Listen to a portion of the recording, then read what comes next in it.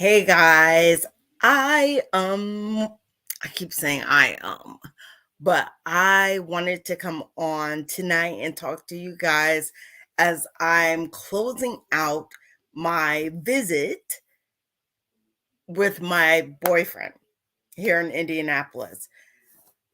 To be honest, he went back to the city we are from, and I'm still here in Indianapolis. But I learned a lot of things while I was here with him for a week. And I just want to share some of them with you. Now, they do say, or it does say in the description here, it says that I'm going to be talking about symptoms. And I am, because I found out a lot about my symptoms, which is kind of funny because I've had multiple sclerosis for 23 years, but I've actually learned a lot about the symptoms that I didn't even identify. Hi, Anthony. I hope you're well tonight. I'm doing pretty good. Um, I've learned a lot about myself in the past week, and I've put it down on my trusty little tablet here. And I want to talk to you all about symptoms.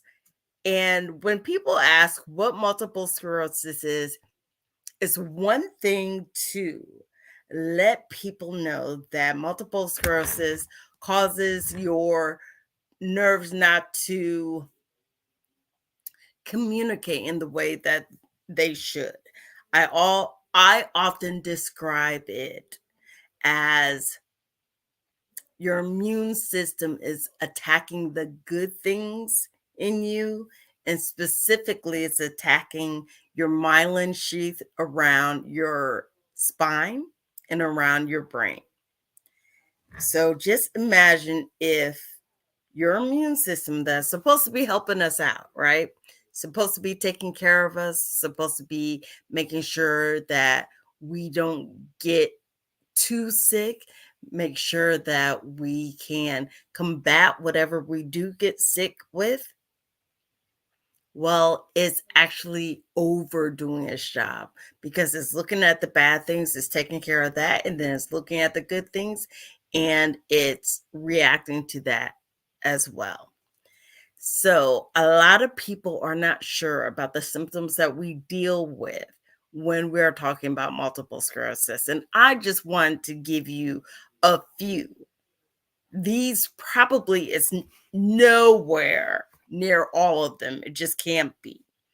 But I wrote a list, and we are talking about speech problems, spasticity, fatigue, walking difficulty.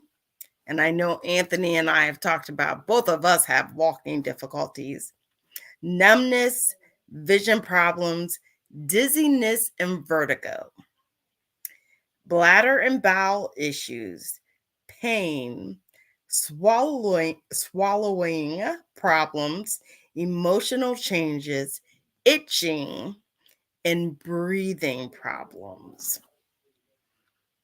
Yes, the falling and losing your balance. I hate it. In fact, I lost my balance and tripped a lot because of my drop foot. I had a big problem with that walking around Indianapolis, and I really thought there were going to be a couple times that my face hit concrete.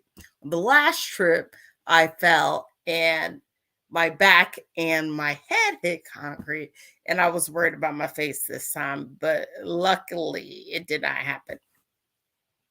But I want to talk about some of these that some people might be a little confused with, or they might not see it the way we see it when you're actually dealing with multiple sclerosis.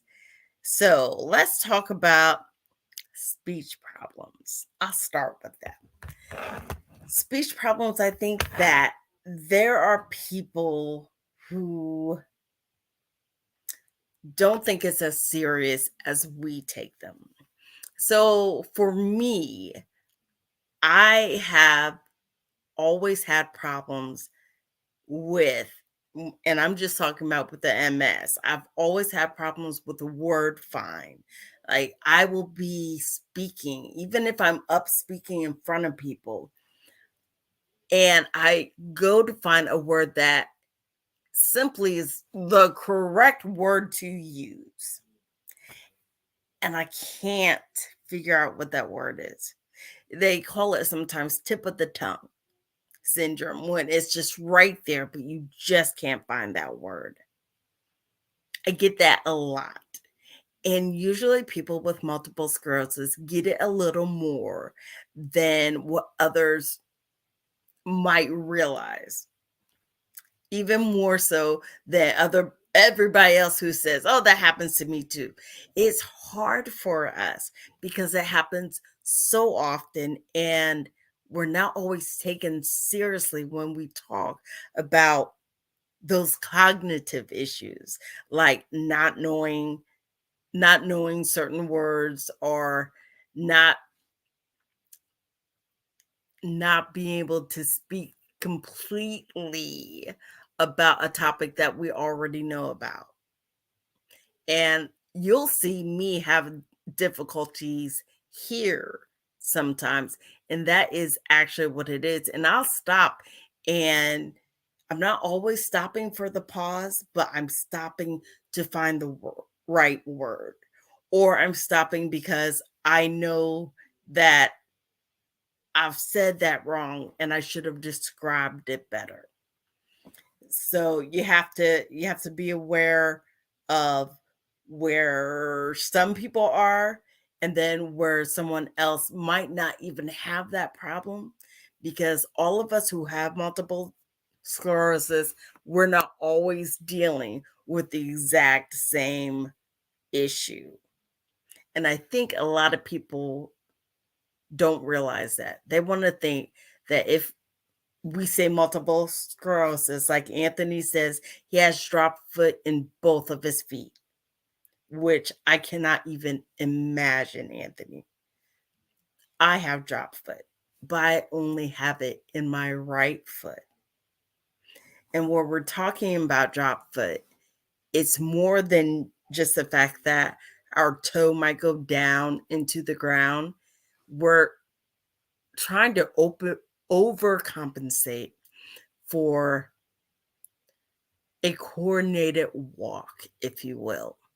And I know that with me, it looks like I'm trying to swing my leg out. I'm swinging my leg out, and that's not how anybody walks that I know of. But I'm swinging my leg out kind of to overcompensate that my foot isn't doing what I want it to do. I shouldn't even have to tell my foot what to do. None of us should have to tell our foot what to do. But unfortunately, in our brains, that firing that that the nerves are supposed to be doing back and forth is not completely working. So Anthony said that he's getting a big sore because of his right heel.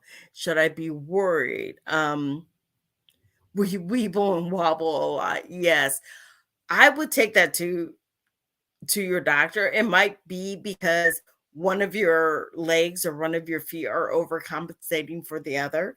I don't know whether or not your drop foot is worse on one foot than the other, but I know for me, I haven't gotten a sore, but my feet do become sore because of the overcompensating. So my left foot has started to hurt a little more. I get pains in my left leg because I'm always overcompensating for the work that my right leg is not doing. Yes, calluses. Yeah, I've never received calluses, gotten calluses for it. It could be that you might want to check on the pair of shoes that you're wearing, because if I will admit, if anything has bothered me the most, I gave away a lot of heels when I started having walking difficulties, but I had to learn that even though I gave away the heels, there were still some shoes I could not wear. There were certain shoes that I knew I was going to have to wear, which were flats for me.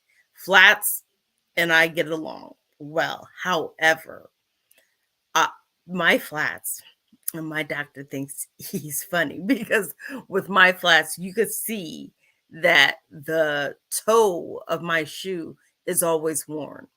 And the hospital that I go to is a teaching hospital. And he took one of my shoes and showed the student that at the bottom of my shoe, it would be worn out. And that's how you can always tell that a patient is having drop foot. And he's right. It does get really worn. I have to buy shoes all the time. But yeah, I would check with I would definitely check with your doctor. And I know Crocs, I think they're known to be comfortable. Um, but you might want to check to see if something else might be more comfortable for you. I've never worn Crocs. I know my nieces and nephews all the way up through age that they do, and they swear by them that they're comfortable. But I'm wondering if maybe they might suggest something that has a little more support. So you might want to check that out. Um, so I was talking about speech problems, and Anthony and I were talking about the drop foot. So walking difficulties, we discussed that. Most definitely. And everybody's walking difficulty is not going to be the same. Not only is it going to, bless you, Anthony, not only are walking difficulties not going to be the same, there may be people who have multiple sclerosis and they don't have any walking disabilities. God bless them. I'm just like, oh, I wish that was me, but might be something else that they might have to deal with. So speech problems, word find, coming up with vocabulary words, or even being able to make sure that I say something correctly.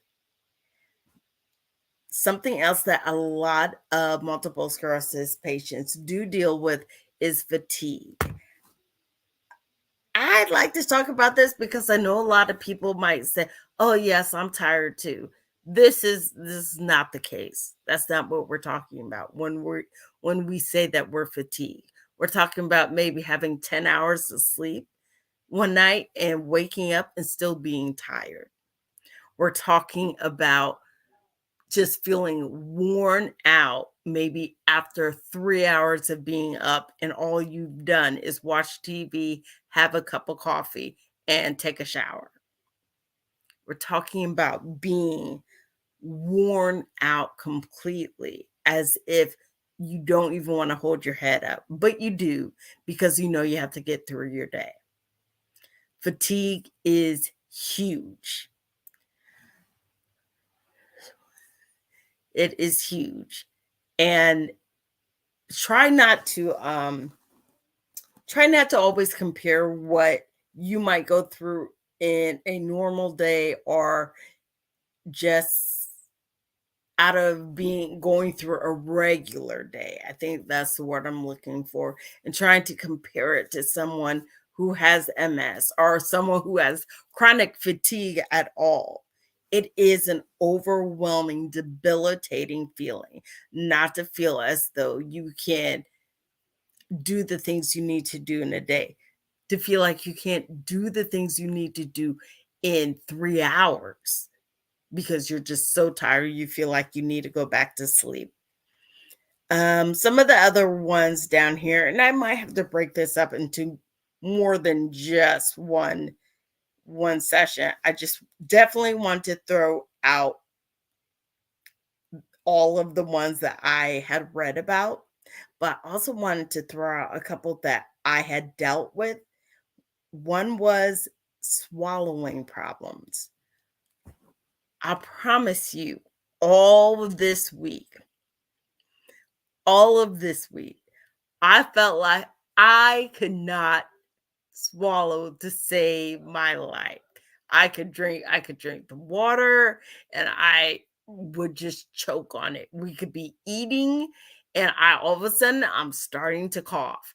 I could be in the room and he could be out there watching TV and I'm choking just on my saliva. And I'd be coughing. He'd be like, "Are you okay in there?" And I'm just like, "Yes, I really am." It's horrendous to go through. It's such a big problem. But I think one of the things I've realized is that I actually have to worry about or consider or think about what it is I am eating. Chips are going to flake off. They're going to flake off. They're going to go down the wrong pipe. It's just going to hit the back of my throat and it's going to make me cough. When I'm drinking water, depending on what angle I have my throat at, it's going to feel like it's going down two pipes. And sometimes that you'll actually hear me gurgle because I'm trying to make sure that I am drinking the correct way. And I'm coughing and trying to even breathe and get my breath back. So never think it's a problem that you, someone who might be with the person who has MS, that you are causing a problem or causing them to gag. It is a symptom of multiple sclerosis. Another one that I had when I was actually in Cancun was breathing problems. And I did not realize that the MS hug is considered breathing problems. Yes, I know that I feel like a cramp is going on around my midsection. And they said for most people, it feels like a boa constrictor. It's just tightening around the midsection, and that people are having a hard time to breathe because of a muscle. And I'll admit, I was surprised. Um, there really isn't much that can help with the feeling of the MS hug, but I did read that you could take Tylenol and it would help it to kind of start to go away. It is not the same as spasticity. Spasticity are the cramps that you feel like you're having in your legs, or I like comparing it to when I'm starting to wake up. And when you wake up in the morning, you give yourself that big stretch. That's great and all. But just think of having to feel that way throughout the day. Like you have to give that big stretch, like your body is just tightening up all over. That's spasticity problems. And it feels so weird. I see Anthony has said that he crashes shortly after he eats. So that can also be a problem of MS. I think a lot of us think it's just the food and we're tired.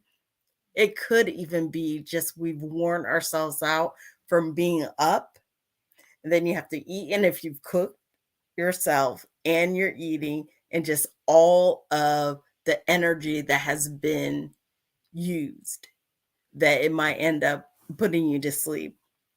Um, but as far as the spasticity, and let's make sure I'm in the right place, that spasticity is concerned, and the feeling of the breathing problems that is around your waist, which is the MS hug. Yeah, you're dealing with a lot there. Tylenol does help relieve some of the pain from the MS hug and helps it to go away. Sometimes you're just going to have to wait it out, because even with the boa constrictor, there's only so much that will make it stop squeezing. So you just have to wait for that pressure to go away. I'm going to take a couple more. How about itching? I have a friend who used to make fun of me for the itching because you're scratching and it just seems like something is on you. And one of the things I always say, if you take a feather and just go like that on someone, or sometimes it feels like bugs are crawling on you and just go down to rub it off and then the ant maybe came over here, or sometimes it just feels like a twinge over here and you're brushing your face and you just feel like something has fallen on you or gotten all over you and you just want to rub to get it off. That sensation can happen and it's actually nothing nerves except nerves and the feeling that you have to scratch because your skin is just crawling, and it's hard to know that it's nothing but the MS. It's nothing but the MS. Just thinking something was crawling on me right now. And finally, I'm going to stop with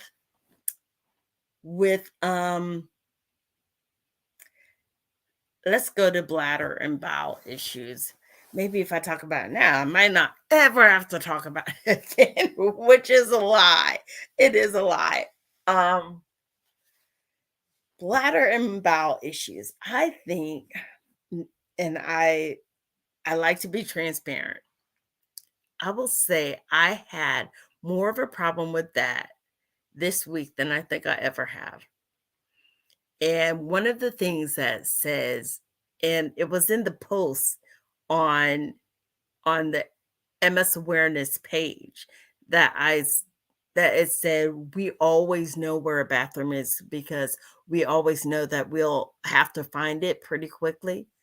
I had to find bathrooms really quickly and didn't even feel like I had drank a lot. Didn't feel like I had a lot of water. I know I did not have a lot of water this week, but I was constantly running to the bathroom. And this says here, it says bladder and bowel issues. And I was running to the bathroom for both. I promise you that. And I knew because I had posted to our page that it was one of the symptoms of MS. And it just ended up getting very overwhelming. I was like, what is this? What is the problem? And if it wasn't for what I posted to this page, I would not have made adjustments that I had to make.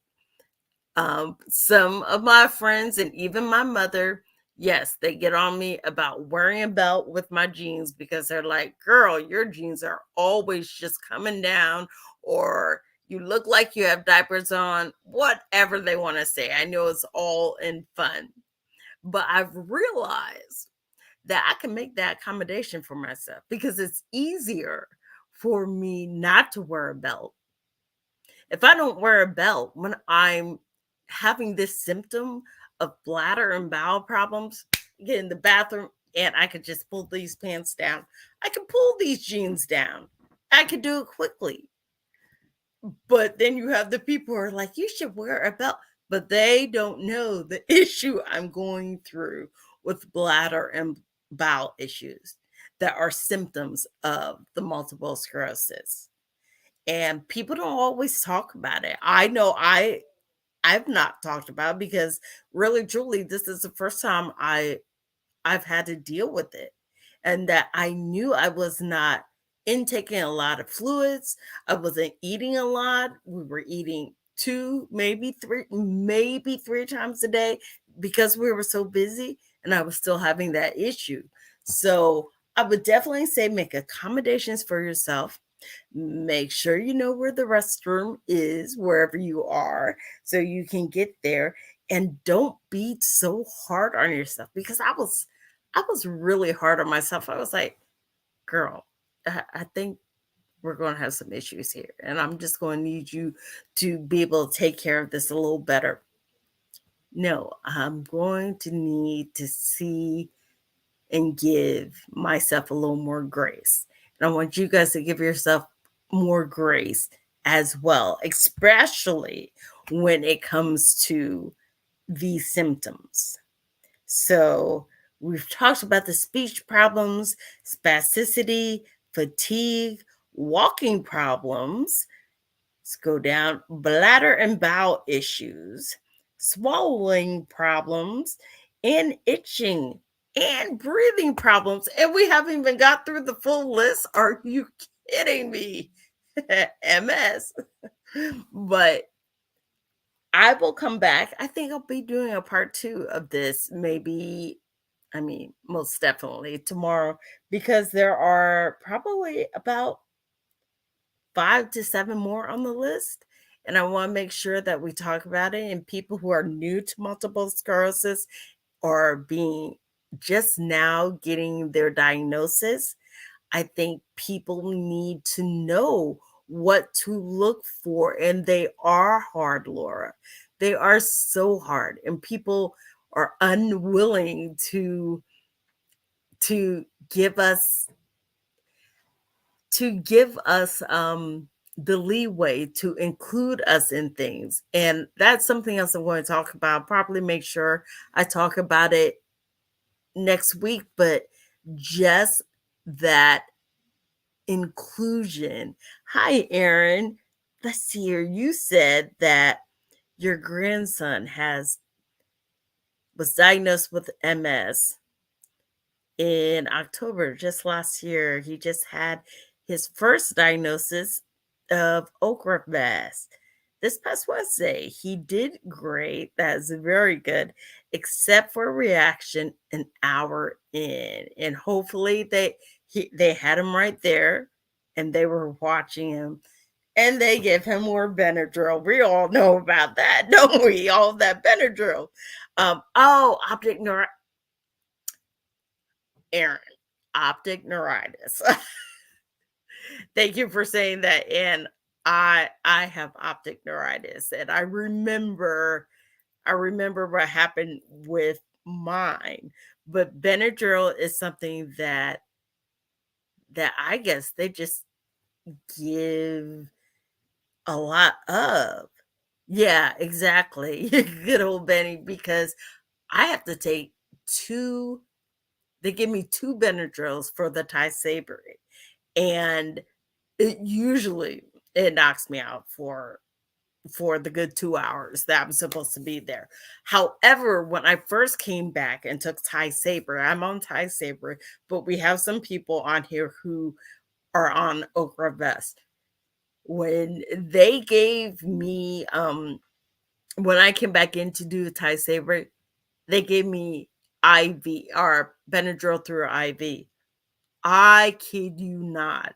I fell asleep, like, it just felt like within 5 minutes I was asleep, and they had to take me out to the car in a wheelchair because it was just it entirely just knocked me out. I mean, if I needed to go to sleep, if I had been up for like 24, 48 hours, I would really wish somebody would give me IV Benadryl. But I'm here to tell you that it is the strongest thing.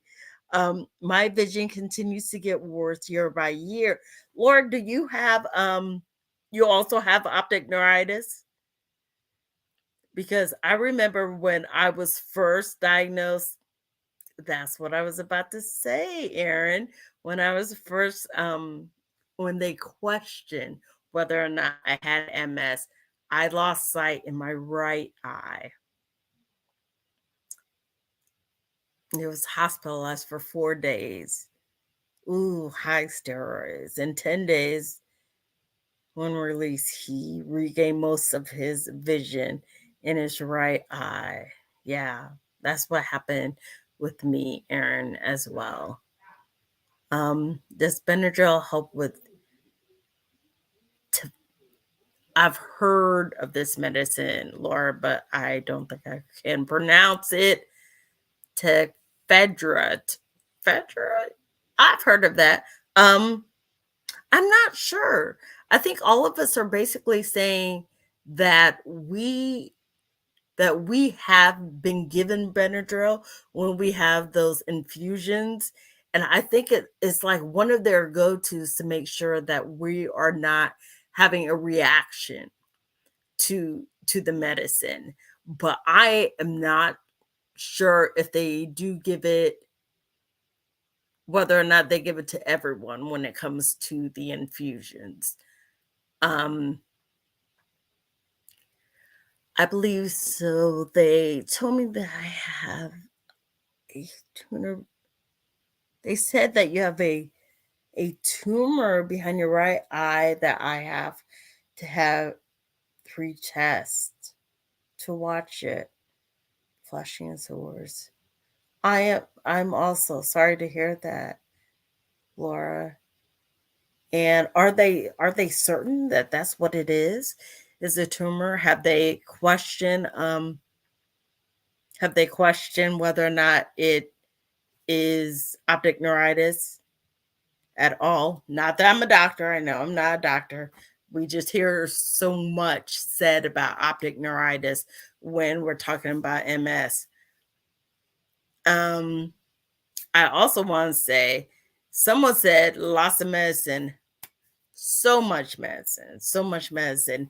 And I don't know how young your grandson is and whether or not he was when they gave him all those steroids, Aaron, whether or not,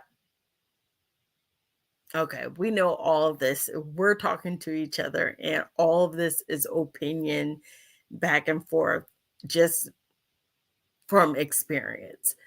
Um, I know steroids are the thing that kind of knocks out the flare ups, and I had to stay. I had to advocate for myself and stand strong on the type of steroids that they were giving me because I believe one of the doctors or nurses had said prednisone is one of those steroids that can lead to diabetes. So I always made sure that I told them I wanted Solumedrol. Now, I'm not sure if the Solumedrol can or will do the same thing, but it was the amount of prednisone that they had me on and the length of time. I am not a diabetic, but I've heard about prednisone a lot. But he has severe eye pain and he is 27. Um, yeah, yeah, I prednisone is pretty serious. I had an uncle who was they gave him prednisone for I I want to watch what I say because I don't remember exactly what it was, the illness he had. I know I see it on TV sometimes, but they made sure that they put him on prednisone and it did help him. And I don't think there's going to be any one of us who say that it does not knock out the flare ups because it does. Is probably a lifesaver for some of us because some of these symptoms, I mean, these are serious. I couldn't even talk about the list of symptoms all in one call. I couldn't talk about all of them because there are all of these symptoms that I'm going to make a two-parter. But optic neuritis is one that I should have written down because it does affect our eyes. And we have Erin on here who said her grandson, who is 27, and he actually lost sight in both of his eyes, I believe you said, and that with the steroids, it's come back mostly in his right eye. And then Laura, who said that she has a tumor behind one of her eyes, which we are very sorry to hear and hope that they can help you with that because that would be very scary. We're talking about so many symptoms and so many medications. And MS is real. And I say it that way because it could be known to be an invisible illness. Sometimes you have to wonder if it's really an invisible illness or if people are just looking past us.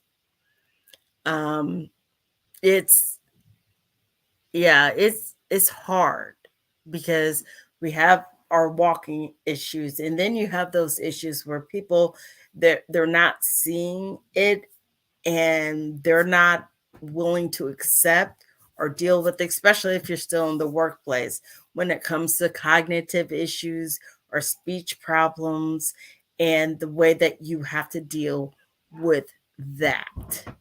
And then not to even mention the fact that they talk about inclusion. And I think when they talk about inclusion, they're talking overall. They want to include people with disabilities, but to include us, to include us, what does that mean? Because if you want to include people with disabilities, does everyone with disabilities have this list of problems? Speech problems, spasticity, fatigue, walking difficulty, numbness, vision problems, vertigo, dizziness, bladder.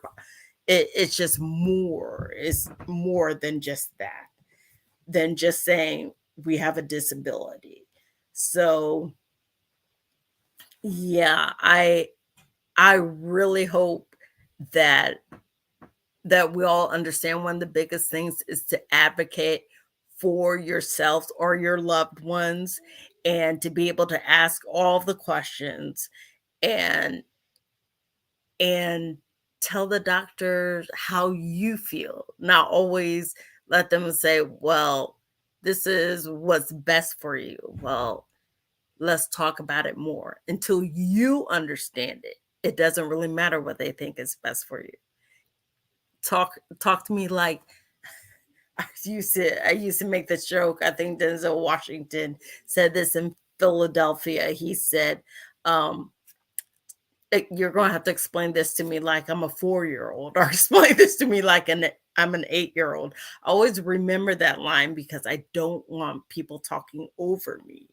Because people can say things in those doctor talks, but they're not the ones living with the illness. I know they know better sometimes, but they're not the one living with the illness.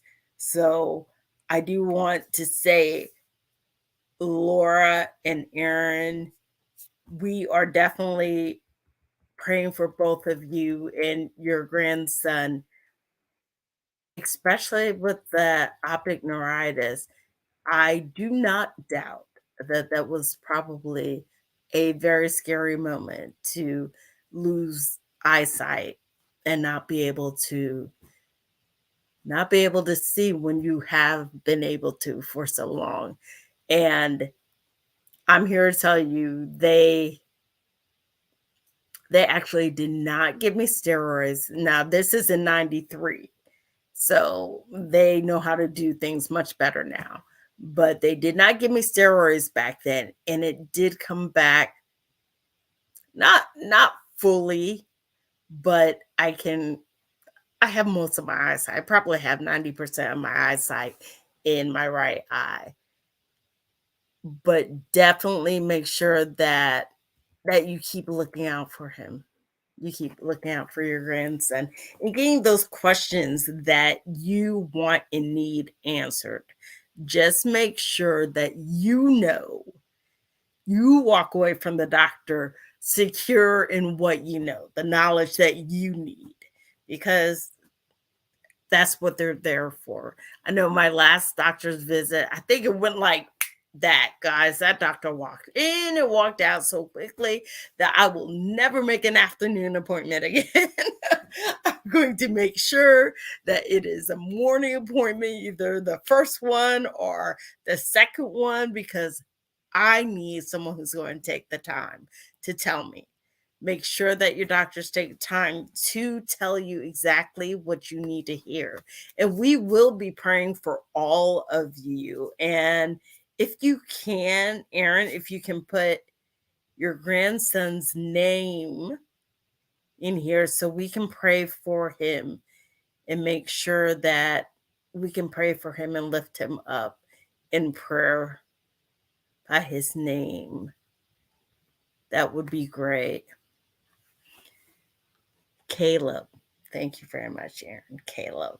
We wish Caleb so much, so many well wishes. We really wish that everything works out for him. It sounds like he has somebody who is going the distance for him, because to put you on 10 days of steroids, that's a lot. So that is somebody who's really pushing for him to come out of this on the other side. So he is oh, he just got engaged. Wonderful. We're going to do a little relationship stuff on this channel or this page, wherever you guys get in touch with me.